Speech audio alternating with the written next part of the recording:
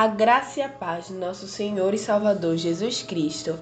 Aqui quem vos fala é Bruninha, e na segunda devocional dessa semana, em relação à lição 10, provai se os Espíritos são de Deus, nós temos como texto base o seguinte texto: 1 Coríntios 2, dos versículos 7 ao 16. O tema tratado é: devemos discernir os Espíritos. Para dar início, eu vou estar lendo o texto base, que dando destaque apenas para os versículos 14 e 15, que dizem assim: Ora, o homem natural não compreende as coisas do Espírito de Deus, porque lhe parecem loucura, e não podem entendê-las, porque elas se discernem espiritualmente. Mas o que é espiritual discerne bem tudo, e ele de ninguém é discernido. Daqui a gente já começa a ter uma ideia do que é o discernimento, esse dom que o Senhor dá para aqueles que o seguem. Quando nós pensamos por muitas vezes que um líder espiritual está tomando uma decisão que não seja a mais lógica, ou quando alguém de fora nos vê tomando uma decisão que não seria, nos olhos humanos, o adequado para se fazer, por exemplo, ao invés de tomar uma atitude precipitada, dobrar os joelhos e orar ao Senhor por aquilo. Por muitas vezes a gente vai ser visto como louco ou como sem juízo, mas na verdade nós não estamos olhando com os olhos carnais, os olhos humanos, nós estamos olhando com os olhos espirituais, porque nós não somos daqui desse mundo, nós somos apenas passageiros, e o nosso lugar, o nosso espírito é santo, é do céu. O dom de discernimento, ele também pode ser visto como uma espécie de visão ou sensibilidade, que é uma revelação espiritual da operação de diferentes tipos de espírito numa pessoa ou numa situação.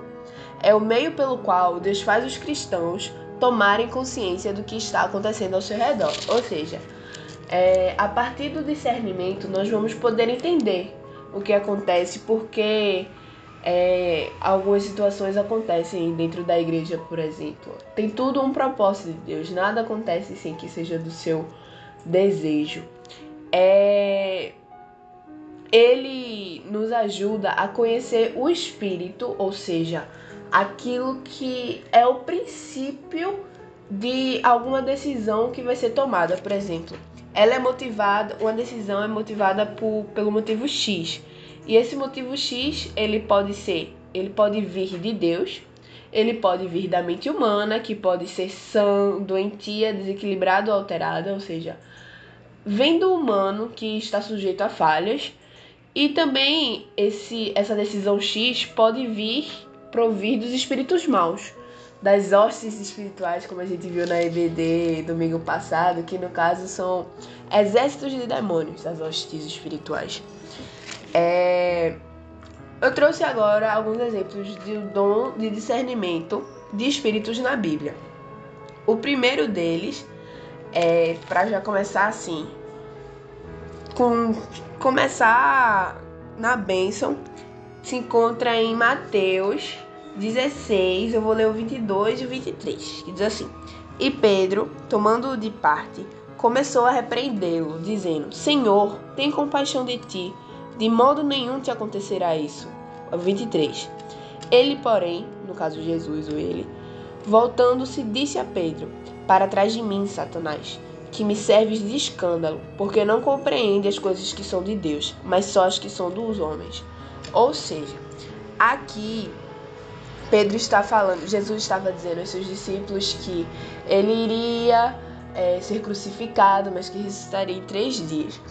Porém, Pedro, tomado apenas pelos olhos humanos e guiado por Satanás também, ele disse ao Senhor Jesus: Jesus, não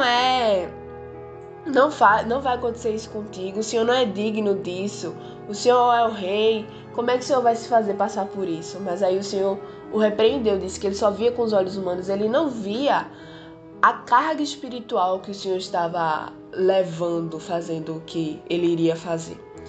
E 1 Coríntios 2, a gente também consegue extrair que nós precisamos ter a mente de Deus, ou seja, nós precisamos buscar entender os pensamentos de Jesus, quais são os desejos dele nas nossas vidas. E quando a gente tenta alinhar nossos pensamentos, nossos desejos ao Senhor, nós estamos adquirindo aos poucos o discernimento, porque a mente do Senhor tem toda a sabedoria divina, e a nossa sabedoria humana aqui de nada vale. É muito mais valiosa a sabedoria que vem do reino dos céus. Outros exemplos de dom de discernimento na Bíblia, a gente tem em Atos 5:3, onde o apóstolo Pedro, ele identifica o comportamento enganador de Ananias e Safira. A gente tem outro exemplo com o apóstolo Paulo, em Atos 13:10, que ele reconhece um inimigo perturbador dos retos caminhos do Senhor, cujo nome era Elimas. E mais tarde, Paulo também, ele identifica uma jovem escrava na cidade de Filipos, que era adivinhadora, porém suas adivinhações vinham do maligno. Ela era escrava do demônio e ela estava possessa de um espírito adivinhador. Essa passagem se encontra em Atos 16, dos versículos 16 e 17. E ainda que ela estivesse possessa, ela falou uma coisa muito importante, que ela falou assim, ela gritava dizendo que Paulo e Silas eram servos dos Deus Altíssimos, do Deus Altíssimo, só tem um Deus, servos do Deus Altíssimo e proclamadores do caminho da salvação. Ela falou uma informação correta, porém, ela buscava diminuir a eficácia do ministério dos missionários cristãos. No caso, não ela, mas Satanás na vida dela buscava isso. E como buscava desacreditar aqueles missionários, foi de muita importância ter o discernimento espiritual de não só quando o apóstolo passou por lá, ele não concordar com aquela informação, mas de ter o discernimento de que aquilo veio do inimigo, e ainda que a informação estivesse correta, ela não vinha com boas intenções. Ela tinha uma carga espiritual diferente da que os olhos humanos pudessem enxergar. Para que nós possamos utilizar o nosso discernimento espiritual, a gente precisa orar, a gente precisa perseverar, a gente precisa ler a palavra do Senhor, a gente precisa trabalhar o nosso amadurecimento espiritual. Amém? E para confirmar a palavra, nós temos em 1 Tessalonicenses, capítulo 5, verso 21, que diz assim: examinai tudo, retende o bem. Ou seja, nós precisamos examinar tudo o que acontece ao nosso redor com os olhos espirituais. Nós precisamos estar atentos ao que vem do Senhor e aquilo que não vem do Senhor. E nós precisamos reter, nós precisamos nos agarrar àquilo que vem do Senhor, da mente do Senhor, dos desejos do Senhor. Nós precisamos estar conectados com Cristo. Amém? A prudência, o discernimento que freia os impulsos da alma e do coração. Isso que freia o nosso eu, os nossos desejos, a nossa carne. Por mais que estejamos cheios de boa vontade, a boa vontade não vai bastar. Nós precisamos ter sabedoria, nós precisamos ter discernimento espiritual. Porque quanto mais nós aplicarmos o discernimento em situações, nós teremos prudência naquilo que vamos realizar. Pois tudo que nós vamos fazer será abençoado, terá